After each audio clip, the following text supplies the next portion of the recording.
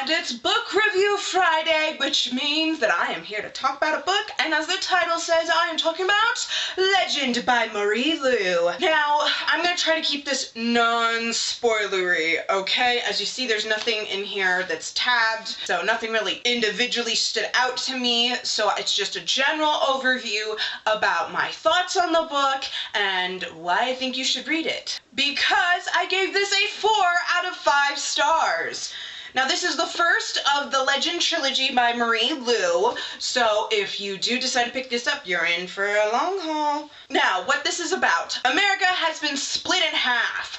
The majority of America is the colonies, but the West Coast is the Republic, which is anything but an actual republic. Living in the heart of the Republic, we have our two main characters, Day and June. Day is a wanted criminal, though the Republic has no idea what he looks like or who he is. Condemned for failing the Republic's test that all 10-year-olds have to take that determines their future, Jay fights against the Republic and the corruption that he knows is inside. June is a prodigy, raised by her older brother Matthias in the upper class. The only person to ever get a perfect score, June is being groomed for her future as a top-level executive in the Republic's military. Then tragedy strikes, and Day and June find themselves fighting on opposite sides. Why is this missing a star? Well, 2 reasons. It is predictable and not that original. I predicted exactly what happened to Matthias and why.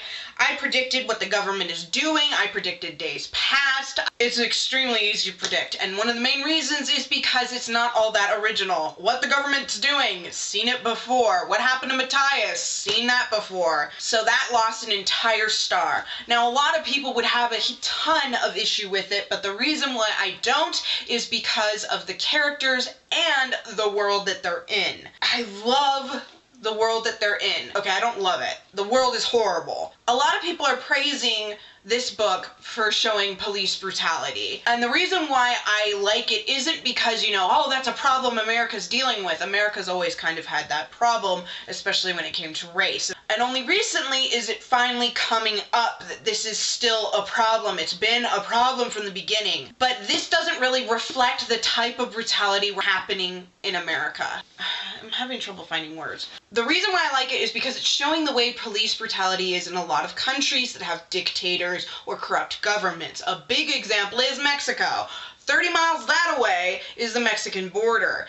And I have been warned 1,000 times, if you go to Mexico, don't drive. If you do drive down there and there is any problem, you need to run on foot for the border. Just recently, it was discovered that even if you're taking the bus system, you can have problems. Americans are quite often taken and held for ransom of some kind. Oh, it's so bad. This past year, I think, a couple was visiting family down in Mexico. They were riding the bus back, and at the border, it was discovered there were drugs underneath, and so the Mexican officials took them. That was planted because they knew that an American couple had purchased tickets for that seat. And so it was placed on there, probably by the bus driver, ordered by the police, so they could take the couple and hold them for ransom, basically. And they were trying to get money out of this couple. The couple's poor as hell. They could afford the ticket and that's it. And they're like, we can't give you that much money. And so they contacted the U.S. government, and the U.S. government brought in UN, and so the police department in Nogales was known internationally as this corrupt group of people who will fake a crime and condemn you for it so that they can get paid money so you can bribe them. Mexico recently made all sorts of other news because down in the heart of Mexico, in this tiny village, there was a university at this village or small town, and the students at the university didn't like how the mayor was doing things. They protested, and the mayor and his wife hired a drug cartel to kidnap all the students that participated and kill them in the jungle. They laid their bodies in a pit, burned them, and then buried the bodies. And we've just discovered the bodies, and there are more kids missing who are in some other mass grave somewhere else. That is how it is in Mexico. That doesn't even touch the crap going on in North Korea and other places like this. I watch Anthony Bourdain with my mom,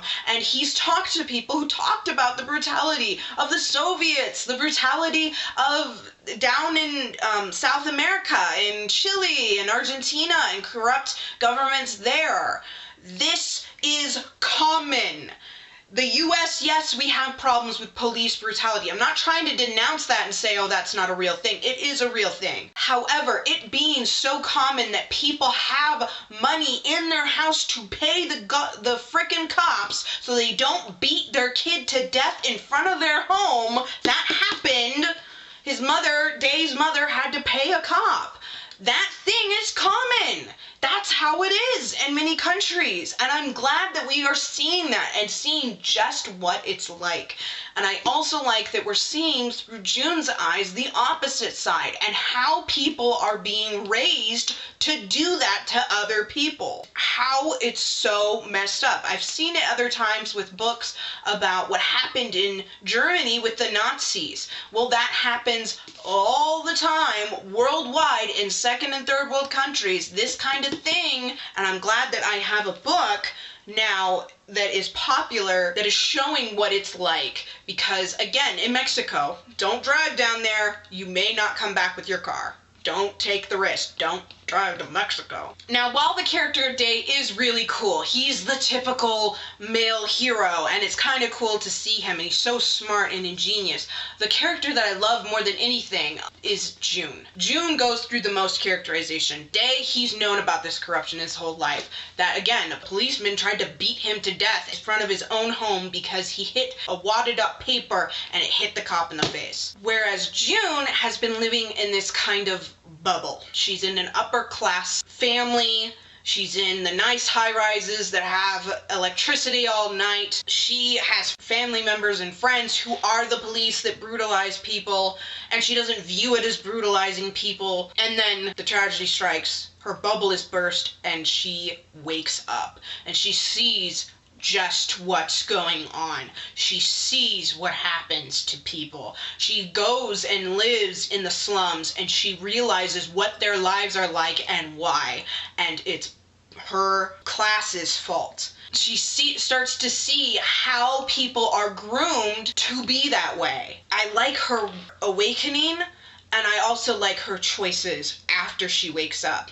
She literally spends an entire night thinking of what she's going to do now that she's had her awakening and knows what's going on. While, again, what she finds out is predictable. The fact that she's going to be a rebel is predictable because there's a whole trilogy of her and Day working together.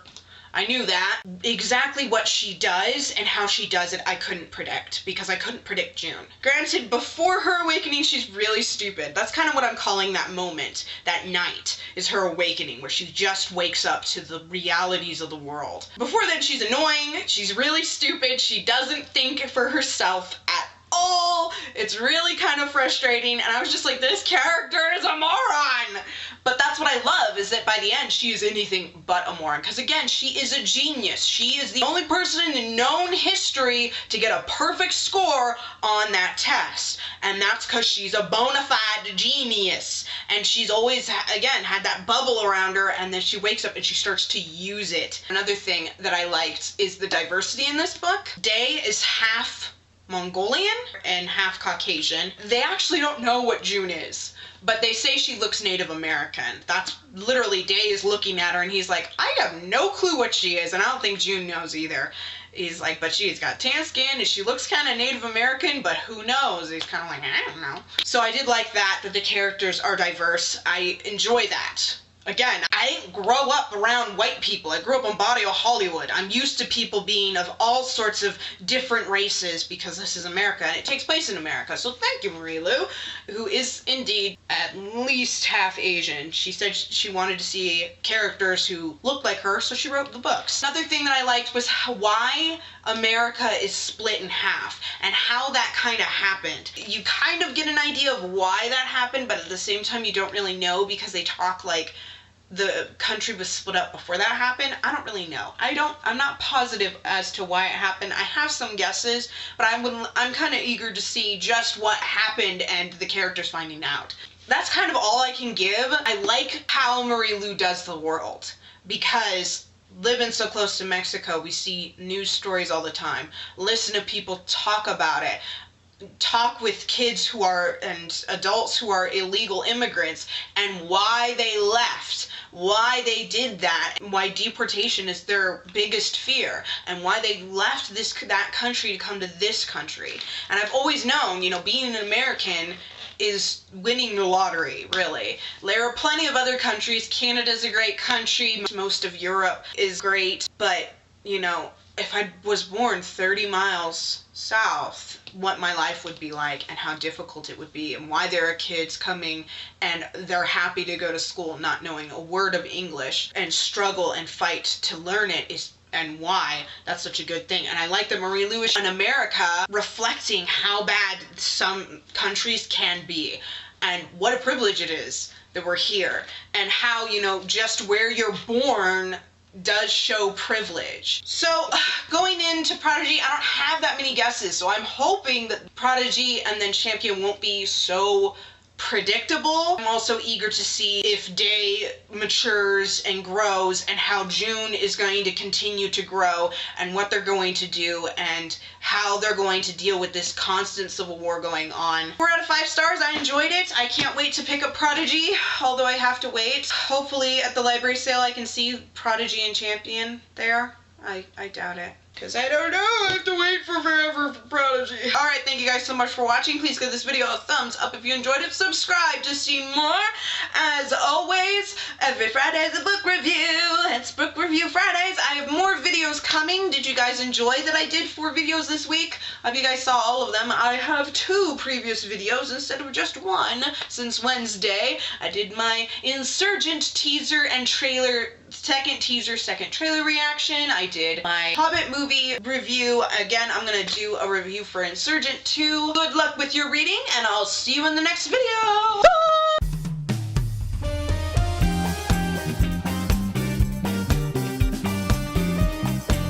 Because I don't have anything in particular that has like super won me over.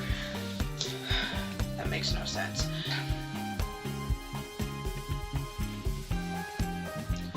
America has been I was gonna burp there, so I like she has in the upper I predicted what happened to Matthias and why. Not what happened to Matthias, and then they were riding the train back. No, the train. Reese. My nose is really dry, really itchy suddenly. The only person in history. Okay, that was spoiling.